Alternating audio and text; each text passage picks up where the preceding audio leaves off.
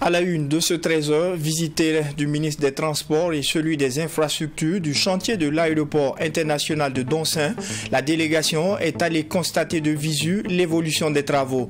À la date du 1er avril, le taux d'exécution des travaux s'élève à 55%, une situation que déplore la délégation, images et commentaires dans un instant.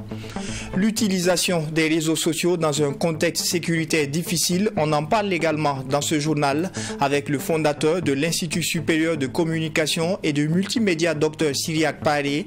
Il revient notamment sur les textes qui existent et qui permettent d'encadrer ce milieu. Et enfin, en sport, la 25e journée du championnat national de Ligue 1 a tenu ses promesses ce week-end. Le leader du championnat, l'AS Douane, s'impose sur le score de 2-0 contre l'AS Sonabel. Plus de détails en fin d'édition. Bonjour et bienvenue au 13h de la télé interactive. Comme tous les premiers lundis du mois, les travailleurs de la primature, avec en tête le Premier ministre Maître Apollinaire Kielem de Tambela, se sont réunis ce lundi 3 mars pour la traditionnelle cérémonie de montée des couleurs. L'occasion a été saisie par le chef du gouvernement pour exhorter ses collaborateurs à plus d'engagement afin de relever les défis du moment. L'hymne national, le ditanier entonné par le personnel de la primature. Le chef du gouvernement et ses collaborateurs tous mobilisés pour ce moment solennel de montée de couleurs. À l'adresse des travailleurs, le Premier ministre Maître Apollinaire Kielem de Tambela de rappeler que cet étendard symbolise l'unité du peuple burkinabé dans toute sa diversité, ainsi que celui de son idéal. Quand les troupes vont au combat, le drapeau est toujours porté haut. Et quand le drapeau tombe, ça veut dire que c'est fini pour la troupe. L'ennemi a gagné. Donc nous portons notre drapeau haut pour qu'il ne tombe jamais. Le drapeau signifie rassemblement. Pourquoi? Parce que il veut dire que nous avons un destin commun. Nous devons construire notre destin ensemble. Ce qui suppose que nous devons mettre de côté les intérêts individuels pour viser l'intérêt collectif. Dans une nation où chacun poursuit son intérêt individuel, chaque nation court à sa perte. Le Premier ministre de rappeler aussi à tous les priorités du gouvernement de transition. Restaurer l'intégrité du territoire national et la refondation de la nation. Et pour ce faire, il invite l'ensemble du peuple burkinabé à combattre les complices des terroristes qui troublent la quiétude de la population et mettent à mal le vivre ensemble et la cohésion sociale.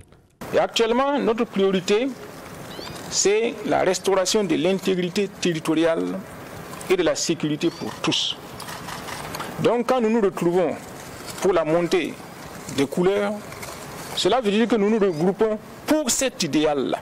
Et quand on aura fini avec le terrorisme, il nous faudra refonder notre nation. Il nous faudra nous retrouver tous ensemble pour refonder notre nation. La poser sur des bases stables et saines.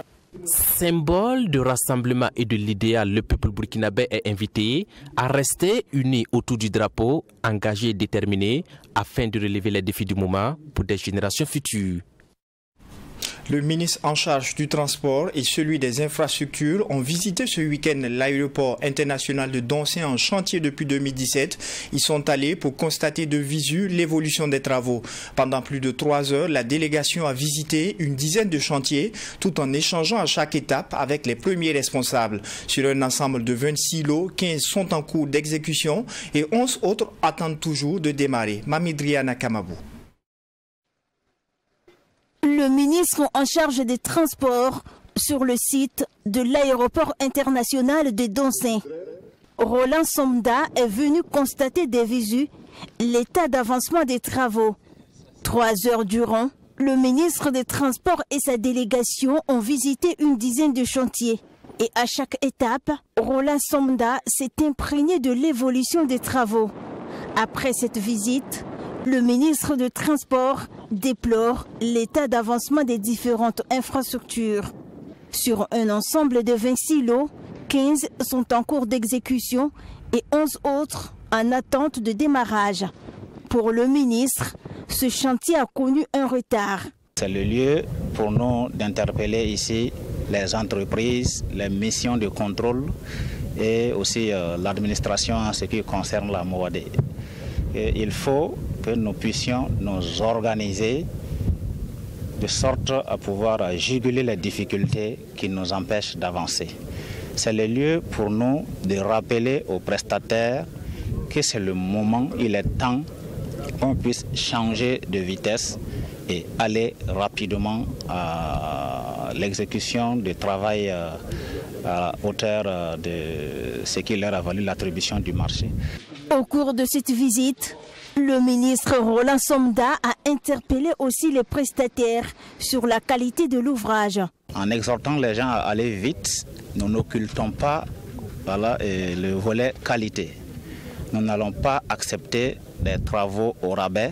C'est pour ça qu'il faut que les acteurs puissent avoir une organisation très solide et l'expertise aussi qu'il faut. Parce que pour exécuter un chantier de cette envergure, certes, il faut les engins, mais il faut aussi un personnel très qualifié et une méthode de travail.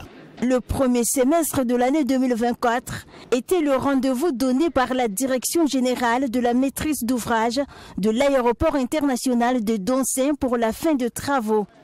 Mais après cette visite terrain, cette date ne sera pas honorée car en ce jour du 1er avril 2023, le taux d'exécution des travaux est à 55%. Il nous faudra véritablement travailler à pouvoir accélérer les travaux pour ceux qui le peuvent, pour ceux qui ne le peuvent pas. Alors je crois qu'il nous faudra avancer avec d'autres personnes. Donc pour toutes ces inconditionnels-là, je crois que le délai, au risque de me tromper, j'allais vous proposer que nous puissions évaluer véritablement le délai en fonction de ce que nous aurons constaté comme insuffisance et correctif à apporter. Il faut noter que le futur aéroport international de Doncin, situé à 35 km au nord de Ouagadougou, couvre une superficie de 4400 hectares. Il a une capacité d'accueil d'1 million de passagers extensible à 5 millions par an.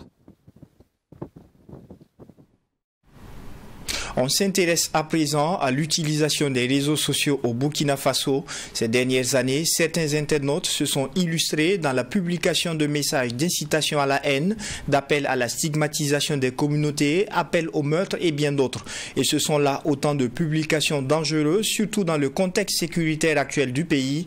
Et pour réguler ce milieu virtuel, des dispositions juridiques existent selon les explications du Dr Cyriaque Paré, fondateur de l'Institut supérieur de communication et de multimédia. Alexis Wenkouni, Belem Naba. Les réseaux sociaux ont démocratisé la parole dans l'espace public ainsi que le savoir et la connaissance. C'est l'avis de Dr Cyriaque Paré, le fondateur de l'ISCOM, Institut supérieur de la communication et du multimédia. Malheureusement, les internautes font des publications qui aboutissent à des dérives, comme l'appel à la stigmatisation des communautés ou au meurtre dans ce contexte de crise sécuritaire difficile que vit le Burkina Faso. Comment réguler ce secteur de la communication virtuelle dans une crise multidimensionnelle?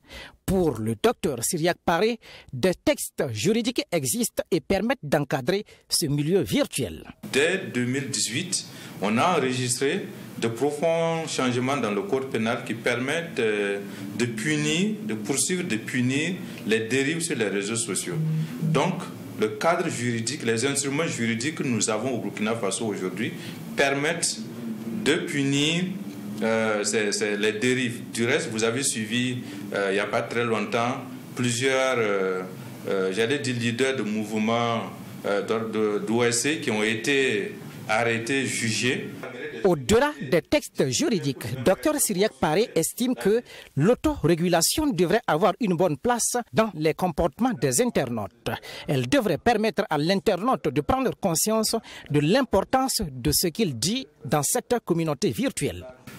Les plateformes numériques et Internet de façon générale ne sont pas une zone de non-droit. Dès sa création, il y a ce qu'on appelle la netiquette, c'est-à-dire les règles de comportement sur Internet qui contiennent un certain nombre de consignes sur comment se comporter, comment savoir vivre, les règles de savoir vivre sur Internet, que beaucoup de gens ne connaissent pas et ne pratiquent pas. Au-delà même de ces règles, il y a le savoir vivre de façon générale. L'autre volet de cette régulation est celle de la régulation collective.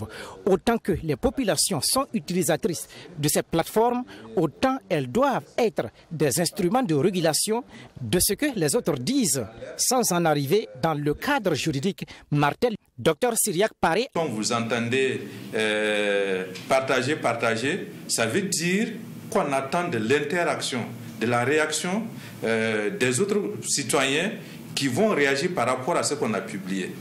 Et dans la logique des réseaux sociaux, la réaction, l'interaction, c'est-à-dire la réaction des citoyens par rapport à ce que vous publiez, est déjà un palier de régulation de ce qu'on dit. Si les citoyens réagissent négativement à ce que vous dites, ça va vous faire réfléchir. Dr Cyriaque Paré appelle la population à plus de responsabilités sur les réseaux sociaux et à privilégier l'intérêt général afin d'éviter toute dérive.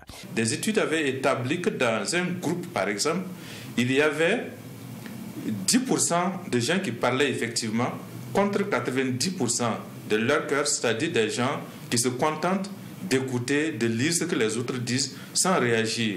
C'est pour dire que ceux qui parlent dans l'espace public aujourd'hui, notamment l'espace public numérique, ne constituent pas la majorité. C'est une infime minorité par rapport à la grande masse de ceux qui se taisent, qui consomment, qui subissent pratiquement ce qu'ils disent. Si cette grande masse-là réagit, manifeste, j'allais dire son approbation, sa désapprobation par rapport à ce qu'il fait, à ce qui est dit, à ce qui est fait, ça sera déjà l'instrument le plus efficace de régulation des réseaux sociaux. Chaque acteur joue son rôle autant qu'il le peut dans cette société, selon le spécialiste de la communication virtuelle. Des appels au meurtre et la stigmatisation existent certes, mais Dr Cyriaque Paré appelle par ailleurs à la modération, à la tempérance et à une meilleure compréhension de la société qui lutte pour une meilleure harmonie dans le vivre ensemble et de la cohésion sociale. Après près de 5 mois de mise en œuvre, la phase 5 du programme suisse d'appui au secteur de la culture entame la phase de sensibilisation de son programme dénommé La culture du vivre ensemble. C'est le village de Nayalgué à Koudgou, dans la région du centre-ouest, qui a abrité le lancement qui s'est fait à travers une projection de film, et c'est une initiative de l'association Cinéma Numérique Ambulant. Joseph Yao, Abdourahimien. Après 5 mois de mise en œuvre, le programme La culture du vivre ensemble entame sa phase de sensibilisation à travers la projection de films et de micro-trottoirs. Pour cette soirée marquant le lancement du programme de projection, un micro-trottoir et un film sur la cohésion sociale ont été projetés dans le village de Nayalgué. Pour Wenlasida Ouedraogo, coordonnateur du cinéma numérique ambulant, l'activité vise à créer un cadre convivial pour prêcher la parole de la cohésion sociale et du vivre ensemble. C'est tellement intéressant, vous-même vous l'avez remarqué, les interventions au-delà des témoignages. Il y a eu même des contes, des proverbes qui sont sortis comme ça, parce que ce n'était pas l'objectif premier, mais voilà, il y a eu des contes qui ont été donnés pour permettre à la jeune génération de tirer le son. Parce que nous voulons aussi que ces soirées de projection soient comme des soirées de contes au clair de lune qui nous ont construit nous autres au village, qui ont disparu aujourd'hui. Donc c'est aussi l'occasion de recréer ces soirées de contes-là pour construire un lendemain beaucoup plus solide. Ce programme mis en œuvre par l'association Cinéma Numérique Ambulant bénéficie de l'accompagnement du Fonds de développement culturel et artistique. Le représentant de la directrice générale du fonds, Ata David Kobena, se félicite du lancement de la mise en œuvre du projet. Le Cinéma Numérique Ambulant est un bénéficiaire de l'appel à projet dans le cadre du programme PASEC 5 avec notre partenaire, la coopération suisse. Aujourd'hui, nous voyons le fruit de ce qui a été déjà fait avec les différentes activités qui ont précédé ces capsules-là qui nous permettent de pouvoir voir un peu comment est-ce que la cohésion sociale est appréhendée ou vécue dans nos communautés. Et nous sommes très satisfaits que cette localité a été choisie pour pouvoir diffuser d'abord le micro-trottoir et ensuite ce film qui nous interpelle sur la cohésion sociale, le vivre ensemble. Notons que cette campagne s'étend sur les régions du centre, du plateau central, du centre-sud et du centre-ouest. 30 films sur la cohésion sociale seront projetés dans 30 localités. Le chef du village de Nayalgué a traduit ses remerciements aux initiateurs du projet pour le choix porté sur son village pour le lancement. Il a affirmé son engagement à œuvrer pour la cohésion entre fils et filles du Burkina Faso. Le Congrès pour la démocratie et le progrès CDP a sacrifié à la tradition. Une délégation du parti avec à sa tête le premier responsable Edi Kombouego a contribué pour le jeûne du mois de Ramadan. Les membres du parti ont fait un don de 2 tonnes de sucre à la communauté musulmane et au mouvement sunnite du Burkina Faso, une manière pour le parti de témoigner sa solidarité aux musulmans en cette période de jeûne. Et l'occasion a également été saisie par Edi Kombouego pour inviter les responsables religieux à être des vecteurs de paix. Abdourahim Yeye. C'est une tradition qui a été respectée par le président du Congrès pour la démocratie et le progrès CDP. En ce mois de jeûne, Edi Kombouego arrive à la grande mosquée de Ouagadougou, siège de la communauté musulmane du Burkina Faso, avec les mains chargées de 2 tonnes de sucre. Le secrétaire général de la communauté musulmane du Burkina Faso, Atimi Démé, ne cache pas sa joie d'accueillir la délégation du CDP. Au Burkina Faso, nous sommes dans une société multiconfessionnelle où vous avez plusieurs religions. Dans une même famille, vous allez trouver plusieurs adeptes de différentes religions. Donc pour cela, nous sommes des frères à ce niveau. Il est venu aider et soutenir ses frères avec ces cartons de sucre pour les aider à faire face réellement dans ces mois de prières, d'adoration, d'abstinence, à correctement faire leur jeûne. Donc nous les remercions pour ces gestes. Après la grande mosquée, la délégation met le cap sur le siège du mouvement sunnite. Ici, le don est constitué de 20 cartons de sucre. Le président du mouvement sunnite, El Hadj Oumarou Zungrana, a traduit sa reconnaissance aux donateurs et a laissé entendre que ce don permettra aux personnes vulnérables de rompre leur jeûne convenablement.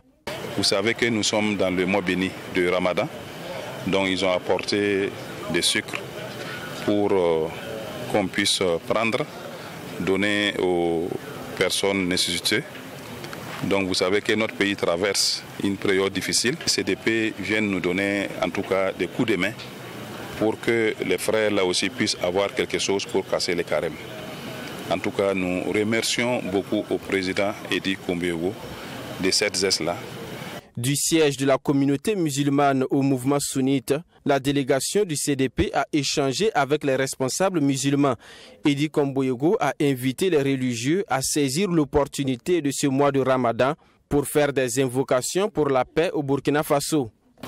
Mais nous sommes venus aujourd'hui avec une demande spéciale, compte tenu de la situation sécuritaire de notre pays et des incompréhensions dans la communication. Et nous avons demandé au président de la communauté sunnite de s'impliquer davantage et fortement pour appuyer les autorités de la place et demander aux uns aux autres d'apaiser dans le langage. Nous avons besoin d'unité. Et c'est un mouvement de paix, de tolérance. Et notre requête a reçu une réponse favorable. Nous souhaitons que la paix revienne et surtout que les Burkinabés, les femmes et les hommes s'unissent pour accompagner la transition afin que nous puissions retrouver la paix. Après la communauté musulmane et le mouvement sunnite, le président du CDP, Edi Kombouego, compte rendre visite à d'autres associations musulmanes. L'objectif est de témoigner la solidarité de son parti aux musulmans en ce mois de jeûne.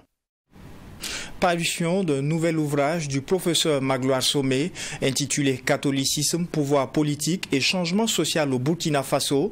L'œuvre traite de la problématique du rapport qui existe entre l'Église catholique et le pouvoir politique de 1956 à 2000. Le professeur Magloire Somé fait ressortir dans ce livre la contribution de l'Église catholique dans la gestion rationnelle de la cité. Serge Bassolé et Abdourahim Yeye.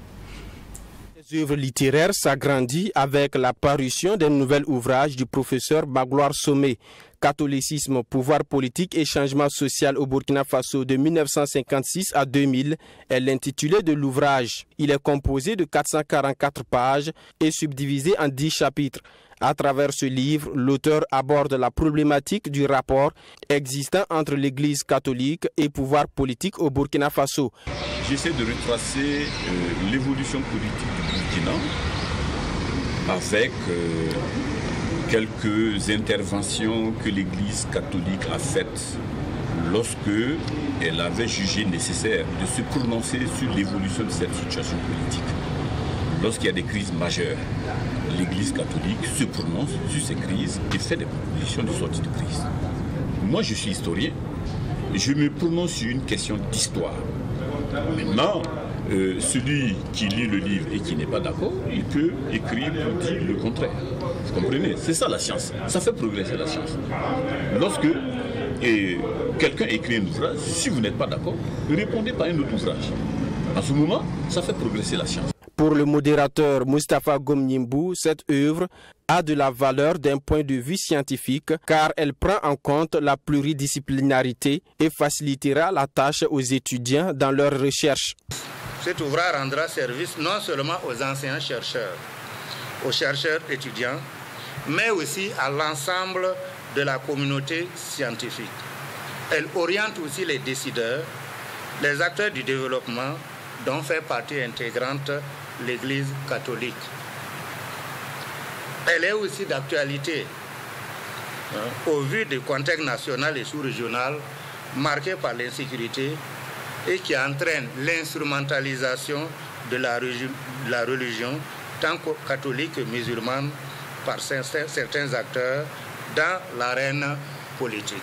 Il faut noter que Magloire Somé est professeur titulaire en histoire contemporaine à l'université Joseph Kizerbo. Il est par ailleurs historien spécialisé en histoire religieuse contemporaine. Cette nouvelle œuvre intitulée Catholicisme, pouvoir politique et changement social au Burkina Faso de 1956 à 2000 vient porter à 2 le nombre total de ses ouvrages. Son premier livre est intitulé La christianisation de l'Ouest Volta, Action missionnaire et réaction africaine 1927-1960. En sport, la 25e journée du championnat national de Ligue 1 a tenu ses promesses ce week-end. Samedi, le premier choc a opposé l'AS Sonabel au leader du championnat, l'AS Douane, au stade municipal Issoufou Joseph Konombo. Au final, l'AS Douane s'impose sur le score de 2-0. Retour sur les temps forts du match avec Bessogré John William Somda. L'AS Douane tout droit vers son premier titre de champion de Ligue 1. Après la victoire de Salitas un jour plus tôt, les Gabelous n'ont pas manqué le rendez-vous face aux électriciens. Dans cette rencontre de la 25e journée disputée ce 1er avril, les douaniers ne mettent que quelques petites minutes pour afficher leurs ambitions. À peine 6 minutes de jeu que Michael Ibé résiste aux défenseurs pour tromper Mohamed Ouedraogo, le dernier rempart des électriciens.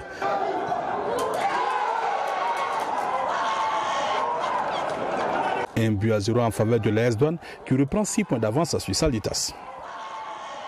Cueillis à froid par cette ouverture du score, les électriciens tentent de recoller mais leur tentative manque cruellement de coordination, si bien qu'ils n'inquiètent guère Mohamed Azeke Traoré, le portier de l'AS Douane. Maître des débats, les Gabelous se créent les meilleures opportunités et parviennent à doubler la mise à la 46e par Michel Batiebo, bien servi, il faut le dire, par Claver Tendrebego.